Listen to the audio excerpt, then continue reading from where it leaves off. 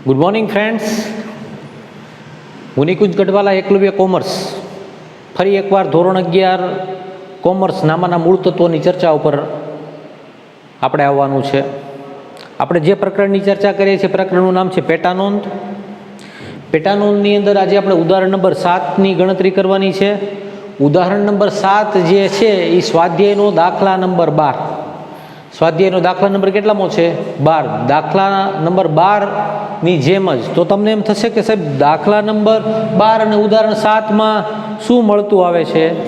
તો કે ખરીદ નોંધ, વેચાણ નોંધ, ખરીદ પરત નોંધ, વેચાણ પરત નોંધ. તમે જાણો છો કે 30% જે સિલેબસ ઘટાડવામાં આવ્યો છે, અભ્યાસક્રમ ઘટાડવામાં આવ્યો છે, એમાં આપણે માલ અને ખર્ચના ખાનાવાળી આ જે બધી નોંધો એ નોંધો પરીક્ષાની અંદર પૂછવાની નથી, પરંતુ શીખવાની તો છે.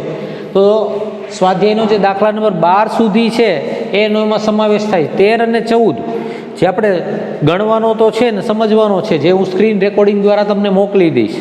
પરંતુ આ દાખલો ઉદાહરણ નંબર 7 અને સ્વાધ્યાયનો દાખલા નંબર 12 એ પ્રકારના દાખલાઓ પરીક્ષાની અંદર આપણે પૂછાશે. 6 માસિક પરીક્ષા કે 9 માસિક પરીક્ષાની અંદર પૂછાવાની શક્યતા છે.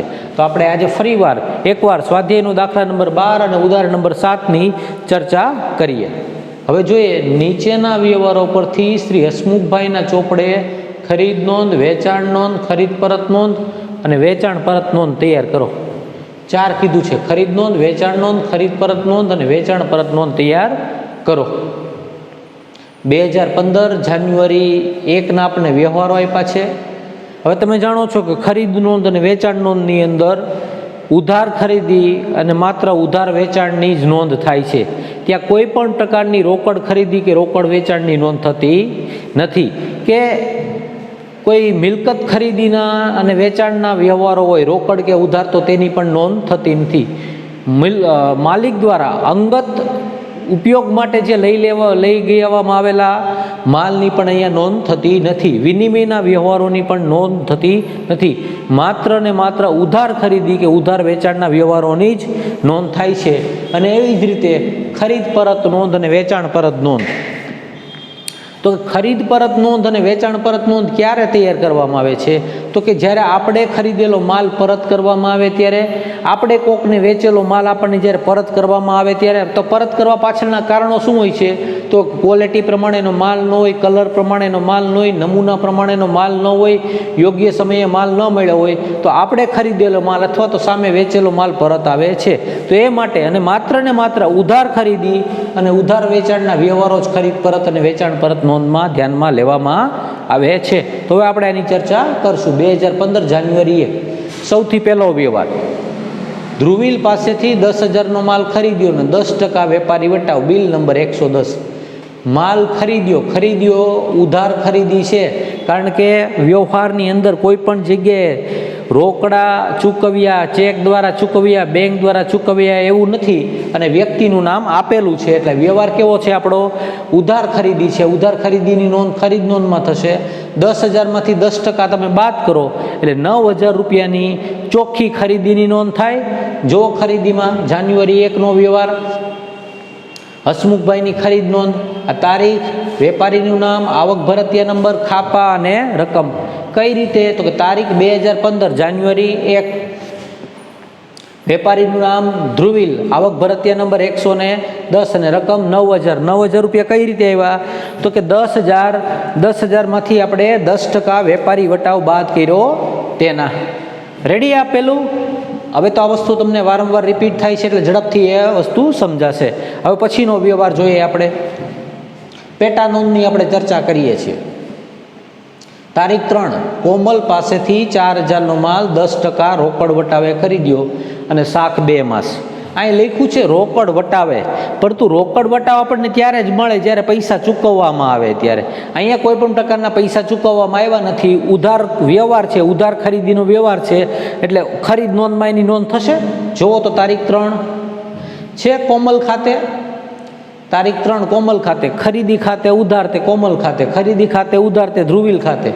રોકડ વટાવ બાદ થવાની જરૂર છે નહીં, એટલે 4,000 રૂપિયા રકમ આવી જશે. રેડી?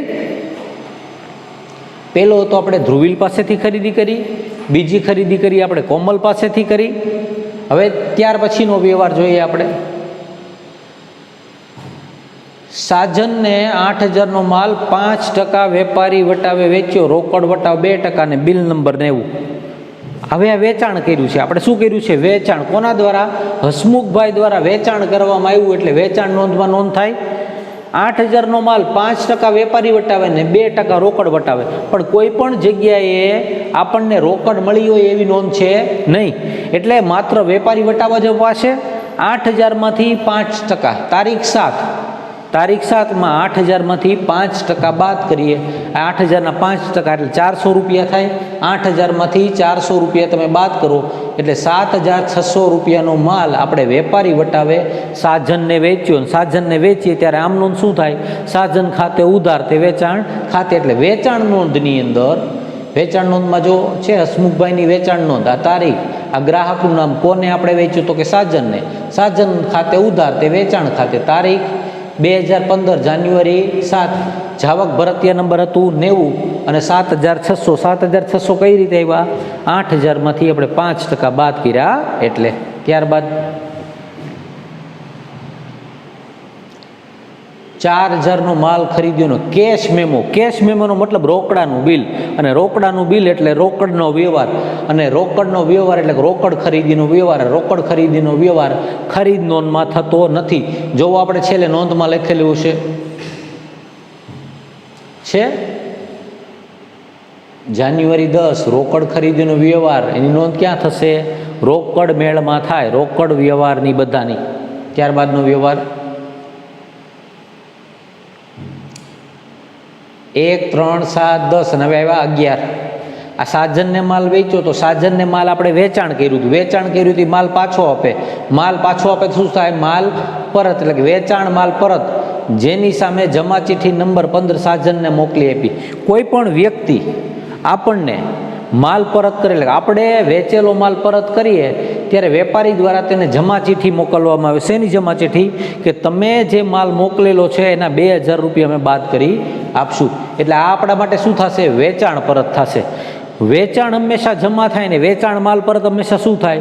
ઉધાર થાય. એટલે આમ નોંધ શું થાય? વેચાણ માલ પરત ખાતે ઉધાર તે સાજન ખાતે. એટલે તારીખ 11 શેમાં હવે નોંધ કરશું?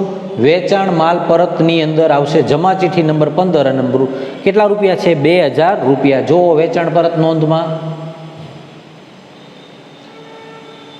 જાન્યુઆરી 11 કોણે માલ પરત કર્યો હતો? સાજને. જમા ચિઠ્ઠી નંબર હતા કેટલા? 15 અને રકમ કેટલી છે? 2,000 રૂપિયા. જ્યારે વેચાયેલ માલ પાછો મળે ને ત્યારે વેપારી દ્વારા જમા ચિઠ્ઠી આપવામાં આવે, અને ખરીદેલો માલ જ્યારે પરત કરવામાં આવે ત્યારે ઉધાર ચિઠ્ઠી લખવામાં આવે. રેડી? આ 2,000 રૂપિયા આ છે વેચાણ પરત નોંધ. ત્યાર પછીનો વ્યવહાર 1, 3, 7, 10, 11 અને હવે એવા 15. હવે બરોબર સમજો. ધ્રુવીલને 10% માલ પરત કર્યો. અહીંયા એમ કીધું ધ્રુવીલને 10% માલ પરત કર્યો, તો આપણે હવે જોવું પડે કે ધ્રુવીલ પાસેથી કઈ તારીખે કેટલા રૂપિયાનો માલ લીધો હતો. તો કે ધ્રુવીલ પાસેથી કેટલાનો માલ લીધો હતો?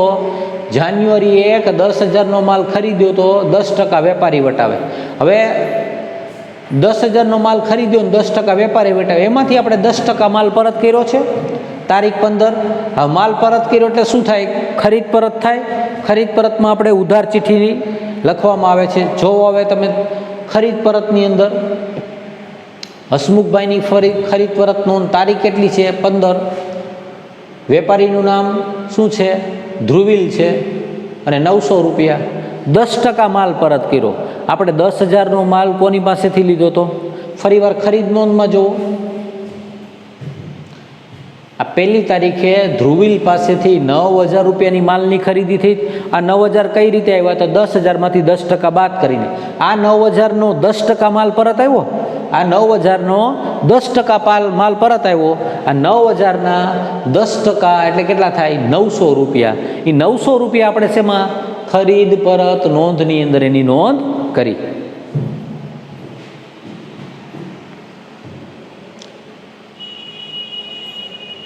શ્રી બહુચર ફર્નિચર માર્ટમાંથી ₹5,000નું ફર્નિચર ખરીદ્યું.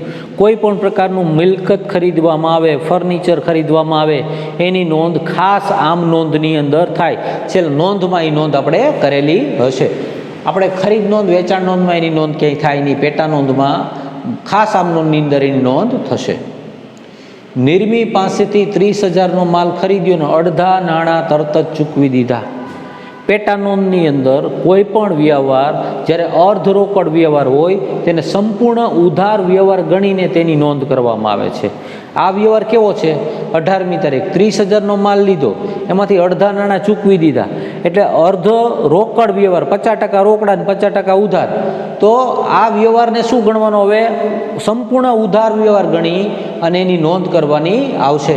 નિર્મી પાસેથી ખરીદ્યો છે, ખરીદી ખાતે ઉધાર, તે નિર્મી ખાતે. જો તારીખ 18માં ખરીદ નોંધમાં છે, તારીખ 18, વેપારીનું નામ, આ નિર્મી ખાતે, અને રકમ કેટલી છે? ₹30,000.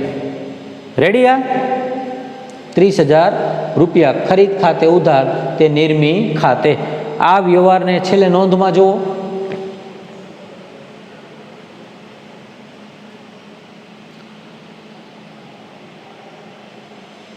હજી આગળ જોવો તો નોંધમાં, કે નોંધમાં એની નોંધ કરેલી છે, નથી કરેલી, વાંધો નહીં.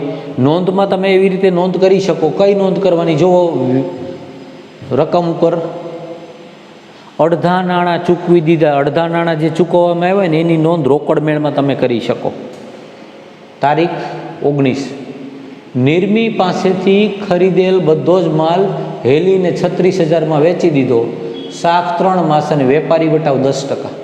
હવે આ બરોબર સમજવા જેવું છે. આપણે નિર્મી પાસેથી માલ કેટલામાં લીધો? ₹30,000. નિર્મી પાસેથી માલ કેટલામાં લીધો? 30,000માં, અને વેચ્યો કેટલામાં?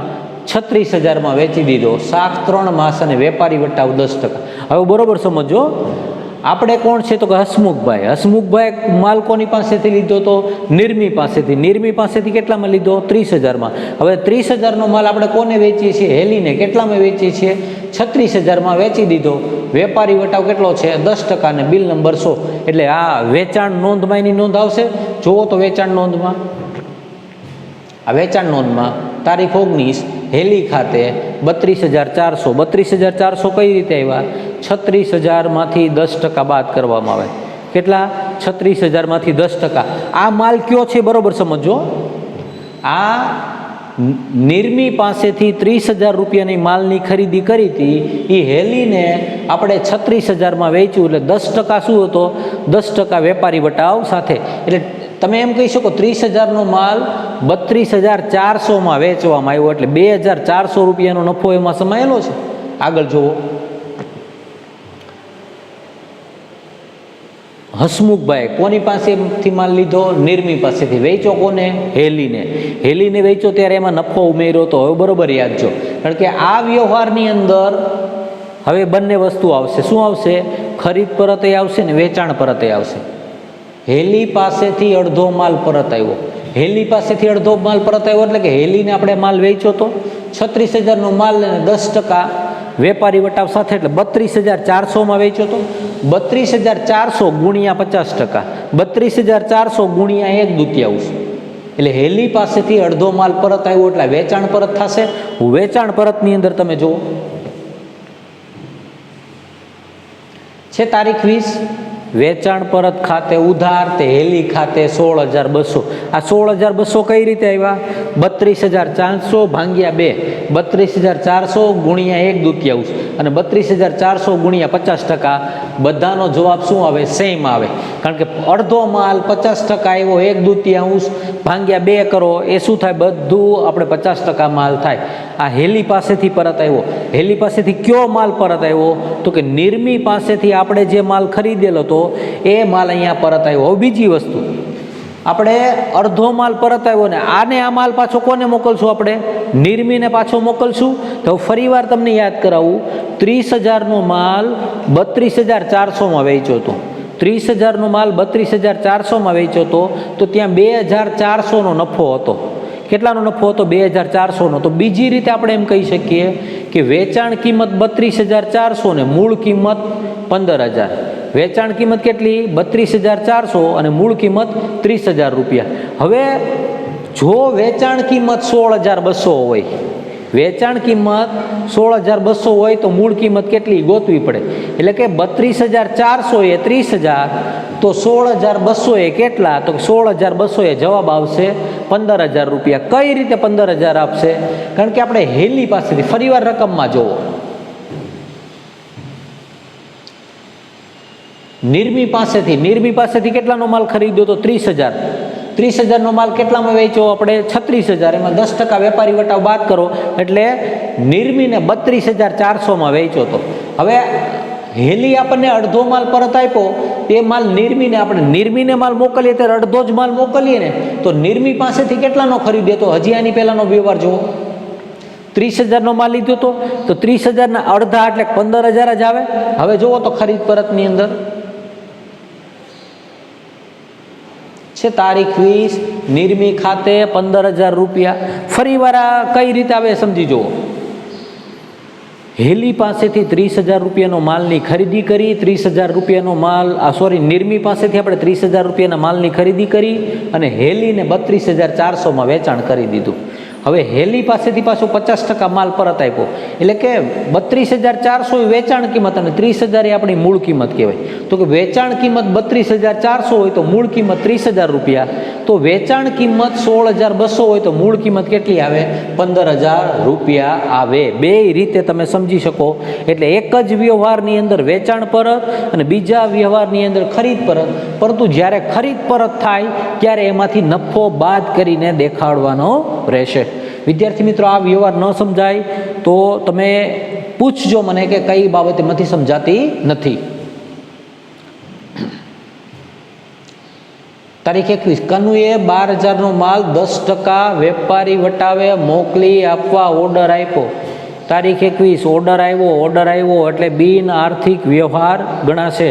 એ વ્યવહારની નોંધ અહીંયા થશે નહીં. કનુએ ઓર્ડર પ્રમાણે માલ મોકલી આપ્યો. 21 તારીખે ઓર્ડર આપ્યો હતો ને, તો કનુએ માલ મોકલી આપ્યો 12,000માંથી 10% અને મજૂરીના 300 રૂપિયાનો ઉમેરો કર્યો છે. શેનો? મજૂરીના 300 રૂપિયા. મજૂરીની નોંધ અહીંયા થશે નહીં. જો છેલ્લે નોંધ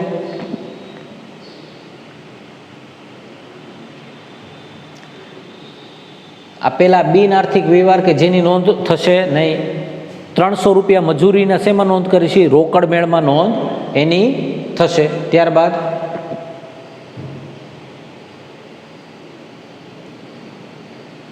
રકમ કનુએ ઓર્ડર પ્રમાણે માલ મોકલી આપ્યો. મજૂરીના કેટલા છે? 300 રૂપિયા છે. 12,000માંથી 10% બાદ કરો તો મારા ખ્યાલથી 10,800, 1200 રૂપિયા બાદ થાય. જુઓ તો કનુએ ઓર્ડર આપ્યો એટલે આપણા માટે વેચાણ છે. એટલે કનુને આપણે 12,000માંથી 10% બાદ કરીએ તો 10,800. 10,800નું વેચાણ કર્યું છે. તો વેચાણ નોંધની અંદર જુઓ તો વેચાણ નોંધની અંદર તારીખ 24 કનુ ખાતે માલના કેટલા છે? 10,800. 12,000નો માલ 10% વેપારી વટાવ સાથે, એમાંથી 10% આપણે બાદ કરીએ એટલે કેટલા થશે? 10,800. એટલે કનુ ખાતે ઉધાર, તે વેચાણ ખાતે 10,800. પછીનો વ્યવહાર રોકડ ખરીદી ને રોકડ વેચાણ. કોઈ પણ પ્રકારની રોકડ ખરીદી હોય, કોઈ પણ પ્રકારનું રોકડ વેચાણ હોય, તેની નોંધ શેમાં થાય છે? રોકડ મેળમાં થાય છે. કનુએ અડધો માલ પરત કર્યો ને પ્રમાણસર મજૂરીના મજરે આપવાનું નક્કી કર્યું. હવે જો અહીંયા મજૂરીના 300 રૂપિયા હોય ને, તો અડધો માલ પરત કરે ને તો અડધો એટલે 300ના 1/2, 300ના 50%, 300 ભાગ્યા 2, 150 રૂપિયા પાછા કનુને મજૂરીના પાછા મળે. મજરે મળવાનો મતલબ છે પાછા મળવા. તમે જે પૈસા ચૂકવેલા હોય એ પૈસા તમને પાછા મળે. એટલે કનુએ અડધો માલ પરત કર્યો એટલે આપણે કનુને 10,800નો માલ વેચ્યો તો તેમાંથી 5,400નો માલ પરત થશે. તારીખ 31 જોવો તો વેચાણ પરત તારીખ 31 કનુ ખાતે 5,400. 5,400 કઈ રીતે એવા? 10,800 ગુણ્યા 1/2, 10,800 ગુણ્યા 50%, 10,800 ભાગ્યા 2 એટલે કેટલા આવ્યા? 5,400 રૂપિયા આવશે. આની આમ નોંધ શું થાય? વેચાણ હંમેશા જમા થાય ને વેચાણ માલ પરત શું થાય? ઉધાર. એટલે વેચાણ માલ પરત ખાતે ઉધાર, તે કનુ ખાતે 5,400 રૂપિયા. પછી આગળ જુઓ, કનુએ અડધો માલ પરત કર્યો અને પ્રમાણસર મજૂરીના મજરે આપવાનું નક્કી કર્યું. આની નોંધ હશે, જોવો છેલ્લે એક.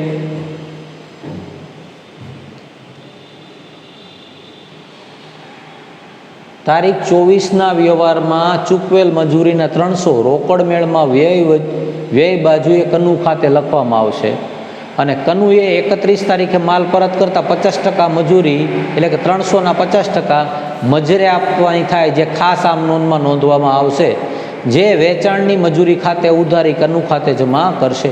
એટલે કે